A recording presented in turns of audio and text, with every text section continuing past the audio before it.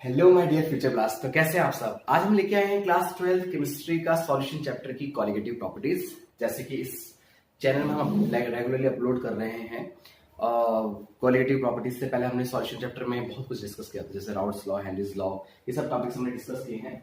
इसके अलावा मैं आपको बता दूं कि हमने ये भी इंपॉर्टेंट टॉपिक डिस्कस किया था कि जो सॉल्यूशन है वो कितने टाइप्स के होते हैं, राउट्स लॉ क्या होता है, हेनरीज लॉ क्या है, हेनरी लॉ के एप्लीकेशंस क्या है, मोलैरिटी कंसंट्रेशन वगैरह इन सब डिस्कस किया है। तो एक बार अगर आपने कॉन्सेप्ट नहीं देखे तो मैं इसके डिस्क्रिप्शन में बता दूंगा, आप वहां से लिंक से देख सकते हैं। आज हम जो डिस्कस करने वाले हैं वो है क्वालिटेटिव प्रॉपर्टीज। ठीक है स्टूडेंट, तो आज हम क्वालिटेटिव प्रॉपर्टीज पढ़ेंगे। तो क्वालिटेटिव प्रॉपर्टी में बताती क्या है, पहले हम जरा वो डिस्कस करें। ये एक ऐसी प्रॉपर्टी जो होती है, the property of the solution which depend on the number of solute particles but not the nature of the solid.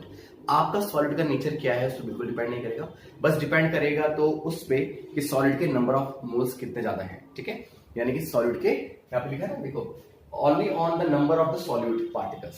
Solid particles के आप कितने नंबर्स ले रहे हैं उस पर डिपेंड करता है। तो बस जब किसी सॉल्यूशन की वो प्रॉपर्टी जो केवल नंबर ऑफ सॉल्यूट पे डिपेंड करती हो उसे हम कहते हैं क्वालिटेटिव प्रॉपर्टी, सॉलिड के नेचर पे बिल्कुल नहीं। ठीक है, इस प्रॉपर्टी में हम चल रहे हैं। नंबर वन में आपको जो समझाने वाला हूं, जैसे कि क्वालिटेटिव में फर्स्ट नंबर पे हम पढ़ेंगे elevation of boiling point. Elevation of boiling point,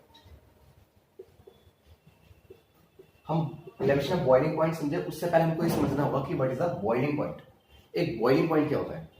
तो बच्चों किसी भी लिक्विड के लिए बॉइलिंग पॉइंट होता है। सपोज ये कोई कंटेनर है, ठीक है, ये कोई कंटेनर है और इसमें आपने कोई लिक्विड रखा हुआ है जिसको आप हीट कर रहे हैं with the help of burner. ठीक है, ये हीट आप उसको दे रहे हैं, इससे क्या होगा, ये लिक्विड जो होगा बॉइल होगा। अब जैसे वाटर की अगर हम बात करते हैं तो हमें पता है कि 100 डिग्री सेल्सियस जो है वो ऐसा टेम्परेचर है जिसपे कोई भी लिक्विड बॉइल, वाटर जो होता है बॉइल होने जाता है। अब याद रखिए कि वाटर के लिए 100 डिग्री सेल्सियस वो टेम्परेचर है जिसपे इस लिक्विड पे लगने वाला जो इस लिक्विड का जो वेपर प्रेशर होगा, जो वेपर प्रेशर की अगर आप यहाँ पे कंटेनर में ढक्कन लगा देते हैं तो ये वेपर्स बन के जाती है, टकरा के नीचे आती है, टकरा के नीचे आती है। वेपर्स के थ्रू लगने वाला प्रेशर, अगर वेपर्स के थ्रू लगने वाला प्रेशर 1.0135 बार यानी कि 1 atm के बराबर हो जाए, 1 एटमॉस्फेरिक प्रेशर के बराबर हो जाए, उस कंडीशन में लिक्विड बॉइल होने लग जाता है। याद रखना बच्चे, बिल्कुल सिंपल सा कॉन्सेप्ट है। कोई भी लिक्विड तभी बॉइल हो सकता है जब उस लिक्विड का प्रेशर, वेपर प्रेशर एटमॉस्फेयर के प्रेशर के बराबर हो जाता है। दैट्स व्हाई वो बॉइल होना स्टार्ट करेगा। ठीक है, हर लिक्विड के लिए अलग होता है। तो वाटर के लिए क्या है, वाटर के लिए 100 डिग्री सेल्सियस एक ऐसा टेम्परेचर है जिसमें वाटर का जो वेपर प्रेशर है वो एटमॉस्फेरिक प्रेशर के बराबर होता है। ठीक है, ये कॉन्सेप्ट आपको याद रखना। अच्छा, तो ये बॉइलिंग पॉइंट में लगता है आप समझ गए होंगे। ऐसे हर एक लिक्विड का अलग अलग टेम्परेचर पे अलग अलग वो रहता है, लेकिन ये किस तक यहाँ पे रीच करना है हमको, इसको हम और डीपली समझे। इसके लिए हम क्या करते हैं, इलेक्शन बॉइलिंग पॉइंट के कॉन्सेप्ट को समझते हैं। तो मैं यहाँ पे एक फ्लो चार्ट बना रहा हूँ, आप उसको देखिए, मैं डायग्राम के थ्रू भी समझाने की कोशिश कर रहा हूँ। ठीक है, सबसे पहले ये हमने बार बना दिया। ठीक है, इसमें एक साइड शो कर देते हैं हम वेपर प्रेशर, वेपर प्रेशर। ठीक है, और एक तरफ हम डिक्लेयर कर देते हैं टेम्परेचर।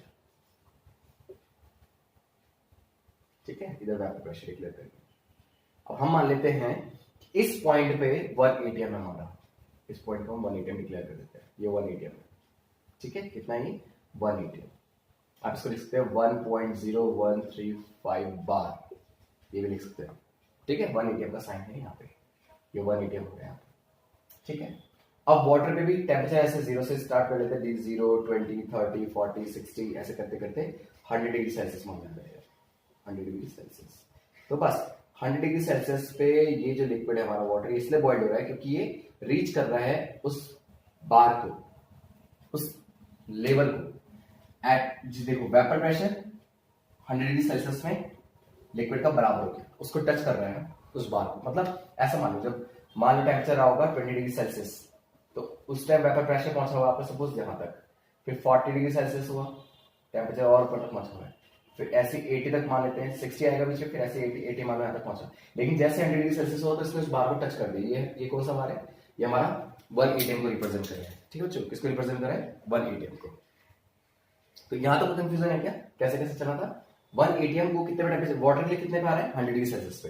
अब मान लो कोई कॉमन लिक्विड हमारे पास है, कोई कॉमन सॉल्वेंट हमारे पास है, कोई कॉमन कोई भी सॉल्वेंट हम मान सकते हैं। ठीक है, ये 1 atm का बार में एक बार ऐसे दिखा देता हूं आपको, ये 1 atm है।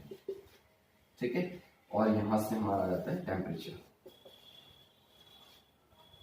ठीक है, टेम्परेचर पे। अब मान लो कि किसी लिक्विड के लिए, ठीक है, उसका प्योर सॉल्वेंट का ये रहा इस टेम्परेचर पे, इसे लिख देते हैं हम टीबी नॉट, ठीक है, प्योर वेपर प्रेशर उसका ये रहा अपना टीबी नॉट। इस पे कोई भी सॉल्वेंट आपका जो है वो बॉइल होना स्टार्ट कर देता है, ये रहा, क्योंकि वो रीच करना है 1 atm को, जिसको हम 1 atm भी कह सकते हैं। 1 atm, 1 atm कितने बराबर होता है? 1.013 बार।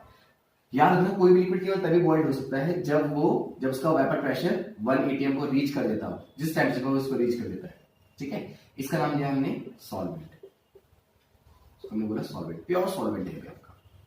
डेल्टा टी अगर वाटर की बात करें तो 100 होगा, 100 डिग्री में वाटर यहाँ पे रीच कर देता है। अब जैसे ही आपने इसमें मिलाया है सॉल्यूट में कोई नॉन वोलेटाइल सॉल्यूट, तो नॉन वोलेटाइल सॉल्यूट मिलाने के कारण इसका वेपर प्रेशर घट जाता है, डिक्रीज होता है, यहाँ पे आ गया नया प्रेशर। अब मुझे फिर से इसके टेम्परेचर को बढ़ाने के लिए, मतलब इसके प्रेशर को फिर से हाई करने के लिए इसके टेम्परेचर को क्या करना पड़ेगा? रेज करना पड़ेगा। ये सॉल्यूशन बन चुका है, क्या बन गया? सॉल्यूशन। और ये किस चीज का सॉल्यूशन है? जिसमें एक तो होगा सॉल्वेंट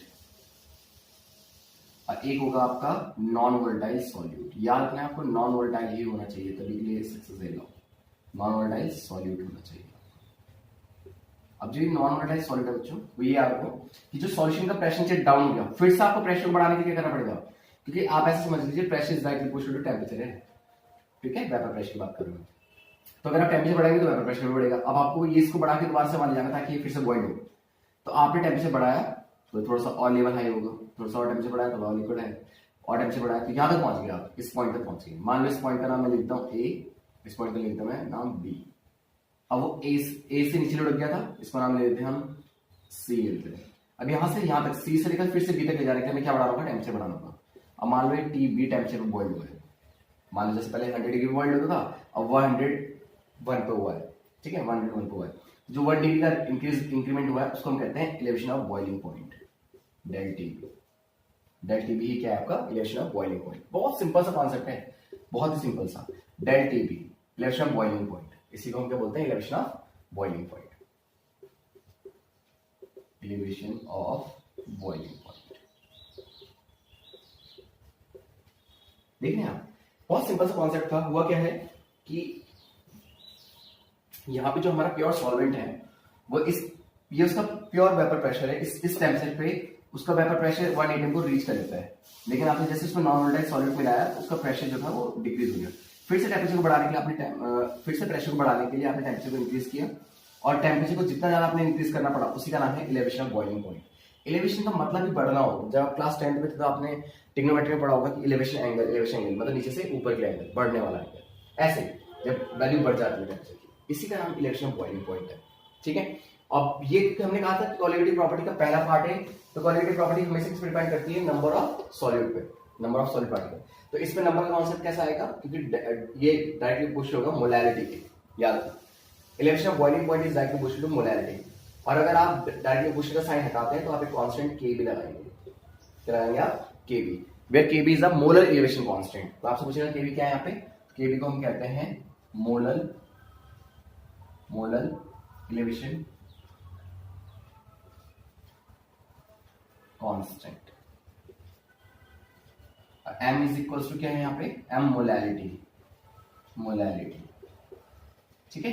ये रहा आपका मेन फॉर्मूला किसके लिए? एलिवेशन ऑफ बॉइलिंग पॉइंट के लिए। आप इसको ऐसे भी लिख सकते हैं, del TB is directly proportional to m, del TB is equals to KB into m।